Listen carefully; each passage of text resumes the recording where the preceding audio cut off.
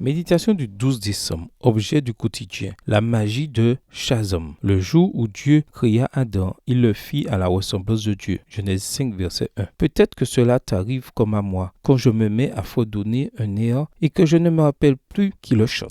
Ou quand je veux me souvenir d'une partie d'une chanson et je ne n'y parviens pas. Cela me perturbe et m'agace. Pour les personnes ayant ce petit degré d'obsession ou un degré élevé d'oubli, il existe des applications comme Shazam. Cette application nous permet de savoir ce que nous écoutons. Il suffit de jouer un extrait de la chanson pour que Shazam puisse l'identifier et nous fournir l'information nécessaire. L'application le fait via la création d'une empreinte digitale unique qui compare ce que nous écoutons avec des milliers d'autres chansons dans sa base de données. Un ami qui est ingénieur système m'a expliqué quels étaient les algorithmes nécessaires pour ce genre de plateforme, la façon dont fonctionnent ces bases de données et dont elles utilisent les modèles répétés pour tout reconnaître facilement en quelques millisecondes. Il m'indiquait que ce qui me semblait être extraordinairement complexe était en fait un processus assez simple. Dans un document intitulé Construyendo Pilares, construire des piliers, ma sœur qui est psychologue scolaire et grande lectrice a partagé une liste de 10 traits relatifs à la maturité spirituelle tirés de certaines lectures qu'elle a faites. Voici quelles sont ses caractéristiques. Avoir une relation transcendante avec quelque chose de plus grand que soi. Développer un style de vie et un comportement cohérent et conforme à ses valeurs spirituelles. S'engager sans être certain de tout. Apprécier la diversité spirituelle sans la craindre. Lutter contre la tendance égocentrique. Croire qu'aussi bien la raison que l'émotion sont essentielles au développement de la vie humaine. Se préoccuper des autres et être solidaire. Être tolérant et profiter des petites bénédictions de la vie. Être conscient de la réalité du mal et de la souffrance. Et être compatissant et laisser un espace pour les croyances traditionnelles et les interprétations privées. Peux-tu t'identifier à l'un d'entre eux? Si quelqu'un pensait à ces qualités, penserait-il immédiatement à toi en quelques millisecondes? La magie de Shazam peut également s'appliquer à nos vies. Nous pouvons être ce reflet fidèle et immédiat de l'image de Dieu. Alimentons notre base de données dès aujourd'hui. Beaucoup ont besoin de se souvenir d'un air oublié. Bonne journée à toi et que le Seigneur te bénisse.